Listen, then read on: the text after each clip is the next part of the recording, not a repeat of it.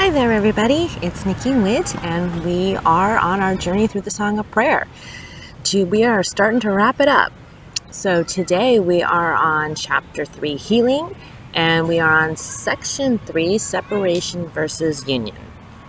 And this section, for me at least, kind of seems like it has two layers. On the surface, it seems it's talking about healers going to the doctor, becoming a doctor, that people who base the fact that they can heal on having more knowledge than somebody else are really only participating in false healing.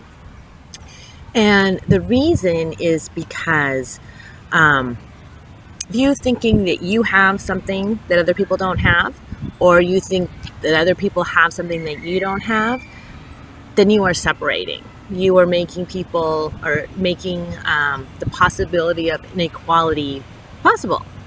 And Jesus tells us that that's not true. We are all one, we are all equal, we are all the same.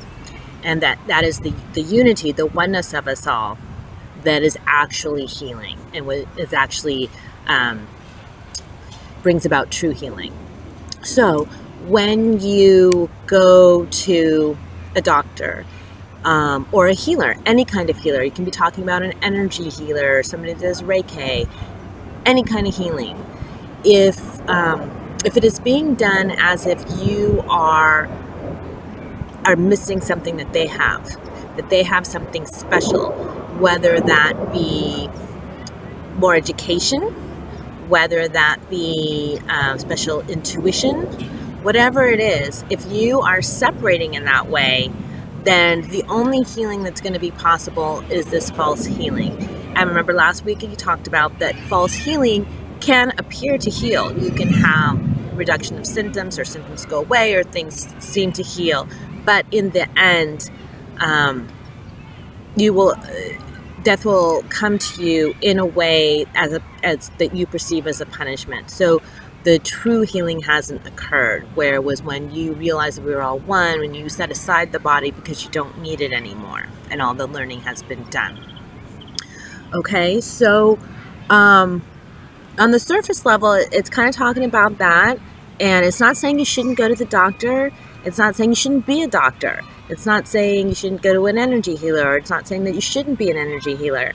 All it's saying is be aware that what the true healing is from seeing that other person that's there in front of you, or on the phone, or long distance healing, whatever it is, as seeing them. The only reason that they're there is to help you see who you really are, and vice versa, because you can actually be the patient and be the one doing the healing. You can go to a doctor who has no idea about any of this, and you can see them as the Christ that they are, and you could actually be healing them. Okay, and that is also going to be true healing for you, because you're seeing the oneness.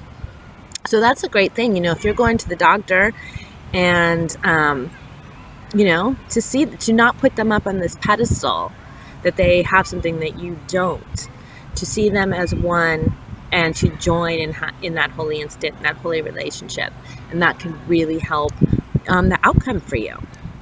So the second layer of this section, which really didn't come to me until this morning, how things line up.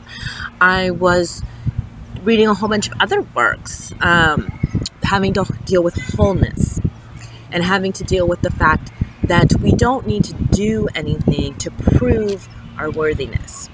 And it struck me that, that is a lot of what a lot of us in the spiritual community who feel called to help, to feel called to serve.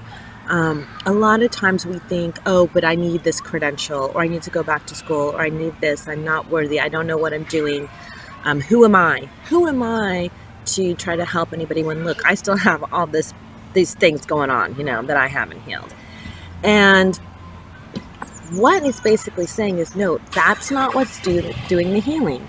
The credentials, the education, that is not healing. The only thing you need in order to help heal others, to be a helper, because it does say in this section that God needs helpers. The only thing that you need to be a helper is to remember who you are, and remember who all the people that are brought by God to be in front of you, who they are, and to remember the oneness and the unity, and that is healing enough. So that's kind of awesome for me, because there are a lot of times when we are, for me, looking to do something else. I want to do something else. I want to do something more service. I want to do something more helpful. And I feel like it's a doing, right? I know myself, I'm addicted to doing. I have been. I know a lot of people who are.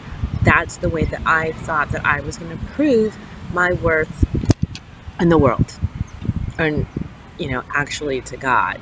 But by doing something, and that's not it. It's about my inner fortitude, what I bring to the situation, my lack of judgment, being able to get rid of all the judgments, and just seeing all my brothers and sisters as the Christ that they are, and as part of me, and as part of God. And that is the most healing, hopeful thing I can do here in this world. Okay? And guess what? You can do it too. And that's all we really need to help heal the world. Which, as I said way at the beginning of this section, I think that's something we can all agree on, that really down deep, we all have this desire to save the world, because we all want to get out of here. We all know it's not our home, and there's something better for us, another place to be. And that in fact we're already there. So have a great week. We have one more section to go. And I'm so glad that you've joined me on this journey. It means so much to me. Love you all. Thank you so much. Bye-bye.